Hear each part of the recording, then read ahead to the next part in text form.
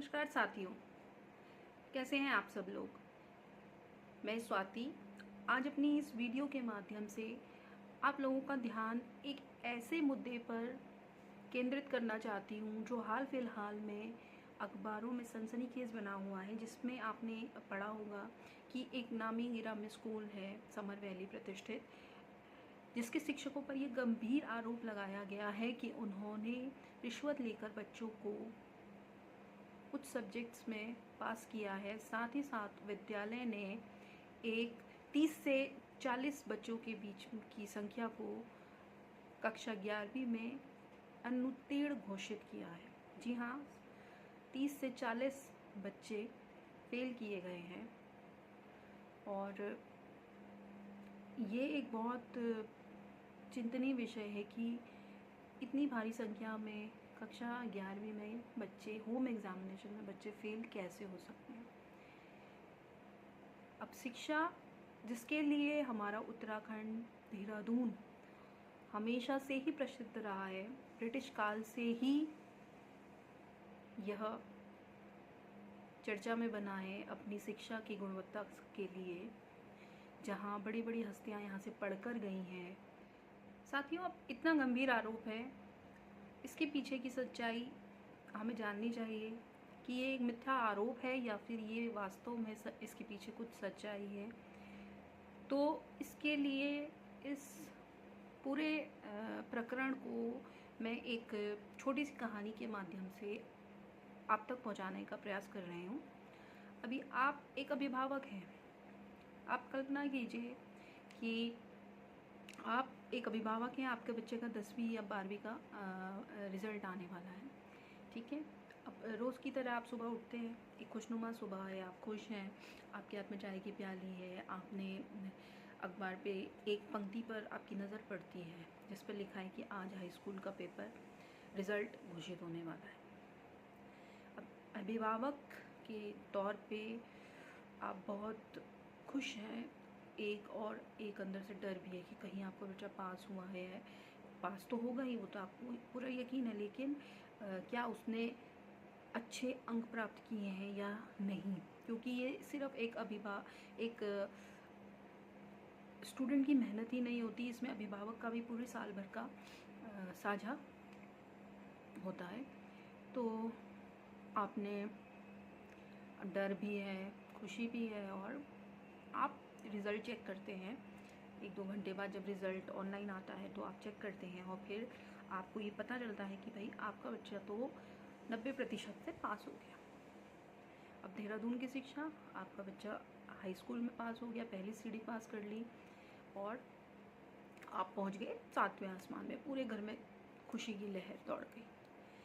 अब आप ये सोचने पर भी मजबूर हो कि अब अपने बच्चे को आपको इससे ऊपर कैसे पहुंचाया जाए। जो परसेंटेज उसकी 90 अभी आई है, उसको आप 95 तक, 98 तक या जितना भी है कैसे पहुंचाते हैं। तो उसके लिए अब आपको एक अच्छा स्कूल चाहिए जो आपके बच्चे का स्तर और ऊंचा करेगा। अब अभिभावक क्या करता है, वो एक प्रतिष्ठित स्कूल में अपने बच्चे का दाखिला करा देता है।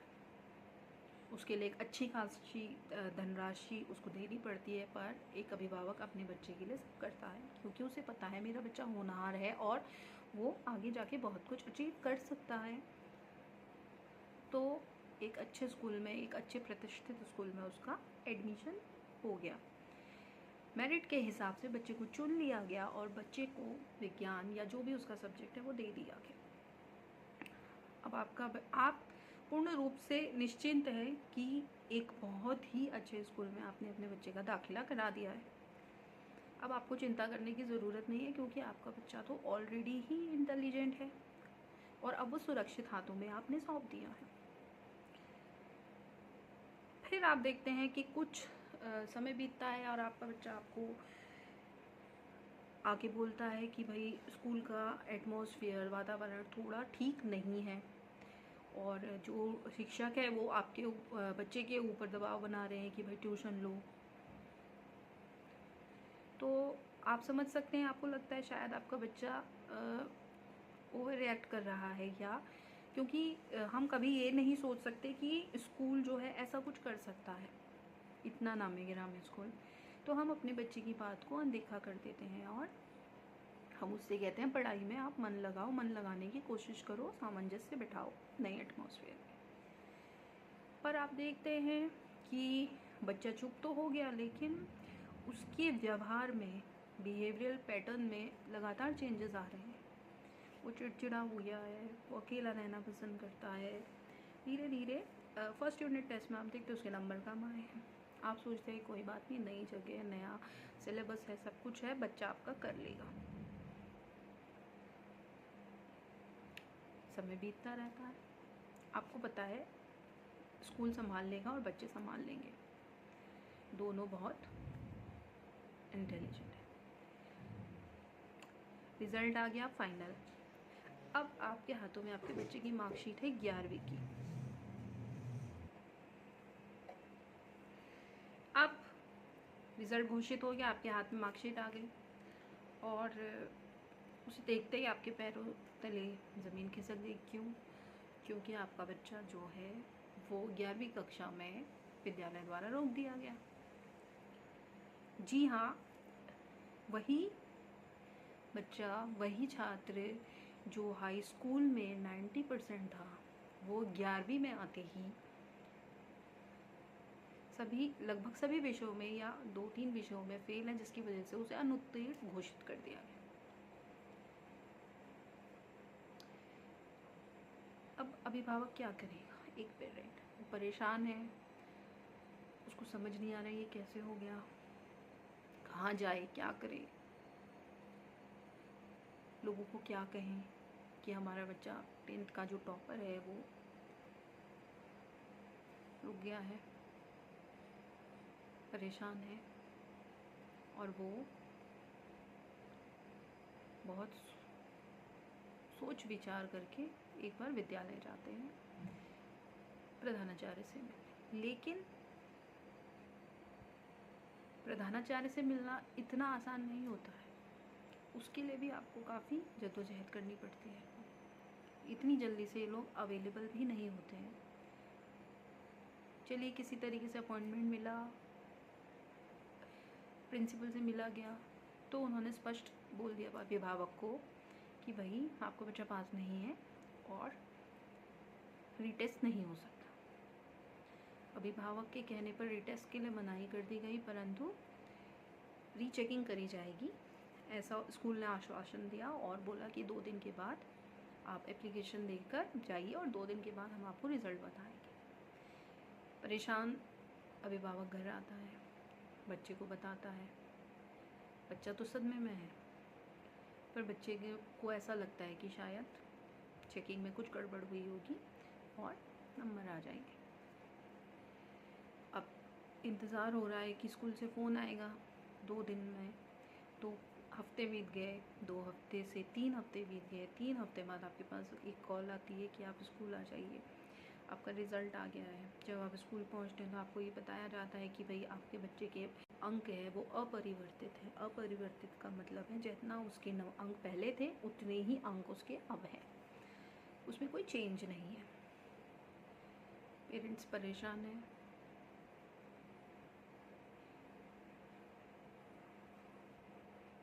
तो अब पेरेंट्स को कुछ समझ नहीं आता है, वो परेशानी की स्थिति में बाहर निकलते हैं। बाहर निकलते ही उन्हें टकराते हैं 2-3 और अभिभावक, जिनके साथ उन्हें पता चलता है कि वही मसला उनके साथ भी हुआ है कि उनके बच्चे जो हैं वो 95% वाले हैं और वो 11वीं में आकर फेल हो गए हैं और वो भी काफ़ी शॉकिंग स्टेट में है। अब पेरेंट्स को समझ में आता है कि शायद उनसे अपने बच्चे को समझने में कहीं कोई चूक हो गई थी। शायद उन्हें अपने बच्चे की कई बातों को संज्ञान में लेना चाहिए था और विद्यालय से जाकर प्रश्न पूछने चाहिए थे।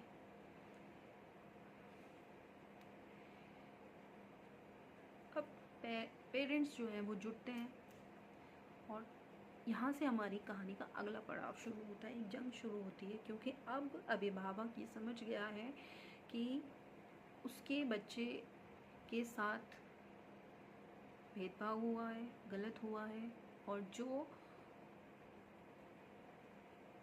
उसके लिए ठीक नहीं है। ख़ासतौर पे इस एज में जहाँ पर आपका बच्चा एक एडोलेसेंस से गुज़र रहा है, एडोलेसेंस की दौर पे है, तो उसके मानसिक चेंजेस आते हैं, मेंटल चेंजेस आते हैं, फिज़िकल चेंजेस आ रहे हैं, और ऐसे में वो एक ऐसे मेंटल स्टेट में है जहाँ पर he is not able to accept कि भाई मैं फ़ेल हो गया हूँ, बिकॉज वो हमेशा से अच्छा रहा है पढ़ाई में। वो कभी उसने कभी फेल वाला, वो कभी टेस्ट में फेल नहीं हुआ। दोस्तों, सभी अभिभावक मिलके एक बाल आयोग का दरवाज़ा खटखटाते हैं, और वहाँ पर वहाँ की जो अध्यक्ष है डॉक्टर गीता खन्ना, वो अभिभावकों की बात सुनकर एक मीटिंग अरेंज करवाती है, जिसमें हमारे स्कूल प्रशासन से संबंधित टीचर, प्रिंसिपल और जो उनके डायरेक्टर हैं और अभिभावक, इन सबको बुलाया जाता है। और फिर वहाँ पर एक इस बात पर चर्चा की जाती है, सब अपना अपना पक्ष रखते हैं, और सब कुछ देखने के बाद वहाँ पर एक नई बात सामने आती है कि एक नई बात तो नहीं, पर एक पुष्टि होती है कि हाँ, जो टीचर्स हैं वो वहाँ पर जो मौजूद टीचर थे वो खुद बच्चों को ट्यूशन दे रहे थे, और वही उस विद्यालय के एचओडी भी हैं। तो पहले मैं आप लोग को इस बात का थोड़ा वो दे देती हूँ कि यदि हम किसी स्कूल में पढ़ा रहे हैं तो हम हमें ये अधिकार नहीं है कि हम उस स्कूल के बच्चों को ट्यूशन दें। तो यहाँ पर सब कुछ देखने के बाद जो अध्यक्षा महोदया है वो एक आदेश तुरंत पारित करती है कि जिन बच्चों को रोका गया है और उनके लिए एक आदेश दिया जाता है कि उन्हें तुरंत प्रोन्नत कक्षा 12वीं में करा जाए। स्कूल प्रशासन को यह आदेश दे दिया जाता है। और दूसरे ही दिन ये घटना थी आपकी 22 अप्रैल की। तो 23 अप्रैल को बच्चे जो है विद्यालय जाते हैं रोज़ की तरह अपनी यूनिफॉर्म पहन के। तो वहाँ पर विद्यालय प्रशासन उन्हें गेट से अंदर आने की तो अनुमति दे देता है, परंतु अंदर वो उनको एक लाइब्रेरी में बिठा दिया जाता है उन 6-7 बच्चों को, और वो सुबह से लेके स्कूल के 7:30 बजे से लेके जब तक छुट्टी होती है पूरे 6 घंटे तक बच्चे जो हैं वो पुस्तकालय में बैठे रहे। ना उन्हें शिक्षा दी गई, ना उन्हें कक्षा 12वीं में बिठाया गया। और यहाँ तक कि जो टीचर्स हैं उन्होंने आकर उन पर दबाव बनाया कि भाई तुम अपनी कंप्लेंट वापस ले ले, अपने पेरेंट्स से ऐसा कहिए। और जो विद्यालय के जो प्रशासन में हैं जो लोग, जो कि कोऑर्डिनेटर्स हैं, उन्होंने उन्हें ये बोला कि कल से आपको आने की ज़रूरत नहीं है। तो आप ज़रा इमेजिन करिए कि 15, 16, 17 साल के बच्चे होते हैं हमारे कक्षा 11वीं में, 12वीं में। तो जो बच्चा इतना मेधावी था उसको एक तो आपने रोक दिया, उसके साथ के बच्चों के साथ आपने भेदभाव किया,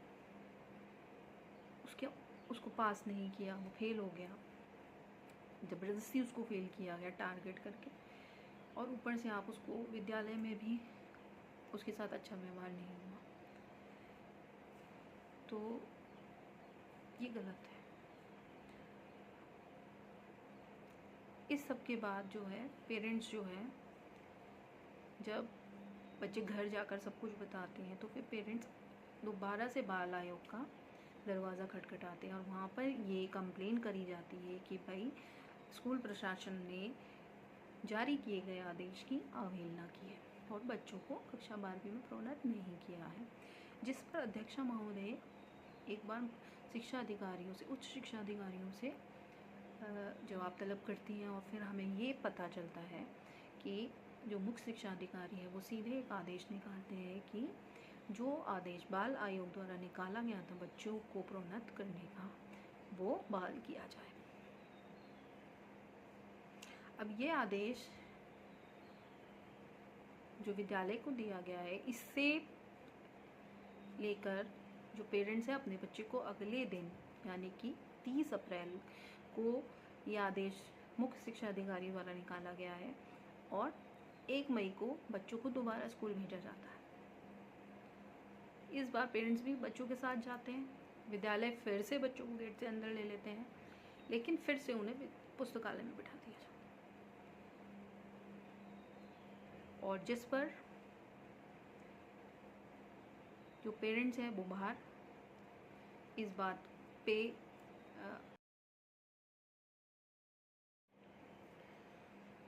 तो दोस्तों धरना चल रहा है और स्कूल अभी भी अड़ा है, वो बच्चों को कक्षा 12वीं में नहीं ले रहा है। ये सब अभी मौजूदा हालात में चल ही रहा है और अब इसके ऊपर आगे क्या होगा इसकी जानकारी हम आपको आगे देंगे। पर फिलहाल सोचने का विषय यह है कि क्या पूरा अप्रैल चला गया है, मई शुरू हो गया है, जो बच्चे को कक्षा 12वीं में पहुंचना चाहिए था, जो उस लायक है, जो वो योग्यता उनके अंदर है क्योंकि वो 10वीं टॉप कर चुके हैं, जिन बच्चों को मेरिट पर उसी विद्यालय ने लिया है, क्या वो बच्चे इसी मानसिक दबाव में आगे रहेंगे कि वो कक्षा 11वीं के हैं या कक्षा 12वीं के हैं। और इस विषय पर ये गहन सोच का विषय है कि क्या शिक्षा एक व्यवसाय बनकर रह गई है।